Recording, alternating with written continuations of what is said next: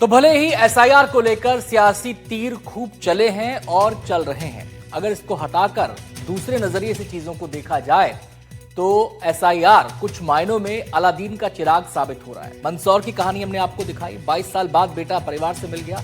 ऐसी एक कहानी पश्चिम बंगाल में सामने आई थी, जब 37 साल बाद एक बेटा अपने परिवार से मिला था। 1998 में उसने घर छोड़ा, नाम था विवेक चक्रवर्ती, और 37 साल बाद परिवार से उसका मिलान हो गया। खैर, पुलिस का भी काम आसान हो गया क्योंकि एक शातिर अपराधी उसकी गिरफ्त में आ गया। अगली खबर का रुख करते हैं। चाइनीज मांझे के खिलाफ एक्शन के बावजूद मध्य प्रदेश में हादसे थमने का नाम नहीं ले रहे।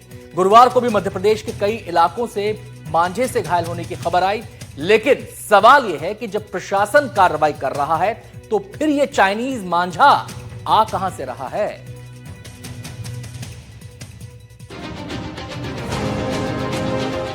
मध्य प्रदेश में चाइनीज मांझा लोगों की जान का दुश्मन बना हुआ है। मकर संक्रांति पर जहां सिर्फ उज्जैन में ही चाइनीज मांझे की चपेट में आने से 6 लोग घायल हो गए, तो गुरुवार को भी नर्मदापुरम, छिंदवाड़ा और इंदौर में चाइनीज मांझे की चपेट में आने से कई लोग घायल हो गए। नर्मदापुरम जिले की पुरानी इटारसी में लाइब्रेरी जाने के दौरान शुभम नाम का शख्स जख्मी हो गया। बताया जा रहा है कि मांझे की वजह से शुभम का गला 3 इंच तक कट गया, जिसके बाद मौके पर मौजूद लोगों ने उसे अस्पताल पहुंचाया।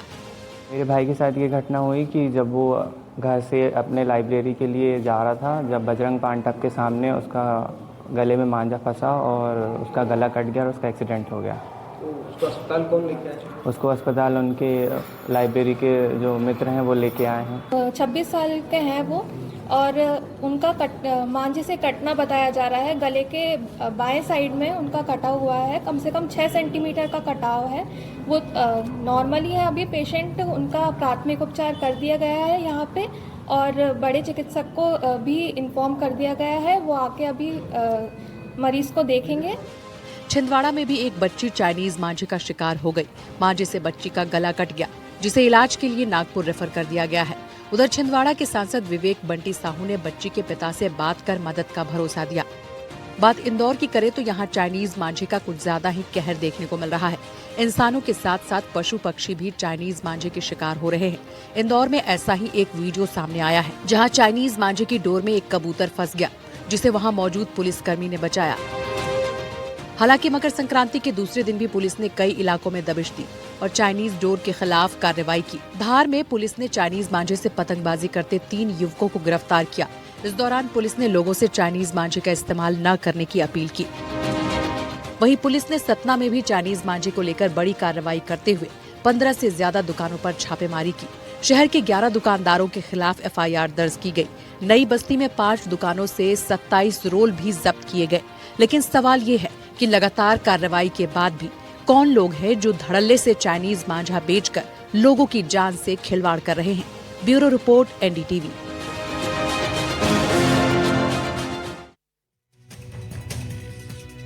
चाइनीज मांझा जानलेवा है, ये घोषणा लगातार प्रशासन की तरफ से की जा रही है। इसके लिए मुहिम भी चलाई गई है, दुकानों पर छापे भी पड़े हैं, चेकिंग भी हुई है, सर्चिंग भी हुई है, लेकिन चाइनीज मांझा बिका भी और उससे हादसे भी हुए।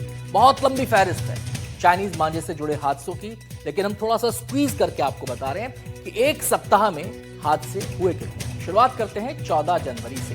इंदौर के भंवर कुआं इलाके में चाइनीज मांझे से बाइक सवार युवक का गला कट गया।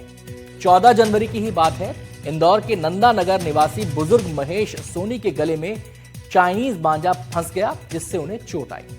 14 जनवरी को जूनी इंदौर ब्रिज से गुजरते समय बाइक सवार चाइनीज डोर की चपेट में आ गया। 14 जनवरी को इंदौर में रामानंद नगर के रहने वाले माधव वसूनिया के चेहरे पर चाइनीज डोर से चोट लगी। अब बात कर लेते हैं उज्जैन की। 14 जनवरी को यहां पर भी हादसा हुआ। उज्जैन के उन्हेल नागदा बाईपास पर बाइक सवार के गले में मांझा उलझ गया। 14 जनवरी को उज्जैन में सब्जी खरीदने निकली महिला के पैर सड़क पर मांझे से उलझ गए, चोट पहुंची। 11 जनवरी को इंदौर के खजराना ब्रिज पर बाइक सवार की चाइनीज मांझे से गला कटने से मौत हो गई। ऐसे ही नहीं इसको जानलेवा कहा जाता। 11 जनवरी को ही इंदौर में सपना संगीता रोड पर नीट एस्पिरेंट नरेंद्र जामोद का चाइनीज मांझे से गला कटा। 11 जनवरी को एरोड्रम थाना इलाके में बाइक सवार युवक आशीष रघुवंशी का मांझे से गला कटा। 11 जनवरी को छिंदवाड़ा में भी चाइनीज मांझे से 9 साल के बच्चे का कान कट गया। 43 टांके लगे, पूरे 43। 9 जनवरी को इंदौर के छतरीपुरा में हार्डवेयर व्यापारी हुसैन का चाइनीज मांझे से गला कट गया। तो लंबी फहरिस्त है और ये केवल एक हफ्ते के आंकड़े मैंने आपको बताए हैं। अगर हम बात कर लें इससे पहले की, तो ये आंकड़ा बहुत बड़ा है। अब आपको बताते हैं आखिर चाइनीज मांझा होता दरअसल क्या है। ग्राफिक्स के जरिए इसको आप समझिए। चाइनीज मांझे को बनाने का तरीका सामान्य मांझे से अलग होता है। चाइनीज मांझे को प्लास्टिक धातु के मिश्रण से बनाया जाता है। मांझा सामान्य मांझे से ज्यादा धारदार होता है। यह मांझा आसानी से टूटता नहीं है। पहले चीन में बनकर अवैध तरीके से भारत लाया जाता था, लेकिन सीमा पर सख्ती हुई तो इसे भारत में ही अवैध तरीके से बनाया जाने लगा। अब यह समझना होगा कि चाइनीज मांझा बनाने की पूरी प्रक्रिया होती क्या है। अब इसको भी आपको समझाते हैं। इसे नायलॉन और मेटालिक पाउडर से बनाया जाता है। बनाते समय एल्युमिनियम ऑक्साइड और लेड मिलाया जाता है। इस मांझे पर कांच या लोहे के चूरे से धार लगाई जाती है, यानी कि एक परत उसकी भी होती है। इस कारण यह मांझा और भी घातक, और केवल घातक नहीं, जानलेवा हो जाता है। यह मांझा प्लास्टिक की डोर की तरह स्ट्रेचेबल होता है। आप धागे वाले मांझे को ऐसे करके तोड़ेंगे तो टूट जाएगा, लेकिन जब आप चाइनीज मांझे को तोड़ने की कोशिश करेंगे तो टूटेगा नहीं। आपके हाथों को जख्मी भी कर सकता है और स्ट्रेच होता चला जाएगा। खींचने पर मांझा टूटने के बजाय बड़ा हो जाता है। यह मांझा इलेक्ट्रिक कंडक्टर भी होता है और इसलिए करंट आने का खतरा भी इसके जरिए बना रहता है। अक्सर आपने देखा होगा पतंग उड़ाते वक्त कई बार पतंग जो है बिजली के तारों में उलझ जाती है। अगर आप चाइनीज मांझे से पतंग उड़ा रहे हैं तो फिर हादसा होने की पूरी आशंका बनी रहती है। अब आप सोच रहे होंगे कि आखिर चाइनीज मांझा इतना खतरनाक है तो ये बिक क्यों रहा है। अब इससे जुड़े प्रावधानों पर भी हम बात कर लेते हैं। असल में चाइनीज मांझे पर सरकार ने प्रतिबंध लगा रखा है, पूर्णतः प्रतिबंध है। इसे बनाने, खरीदने, बेचने पर जुर्माना हो सकता है। सजा का भी प्रावधान है।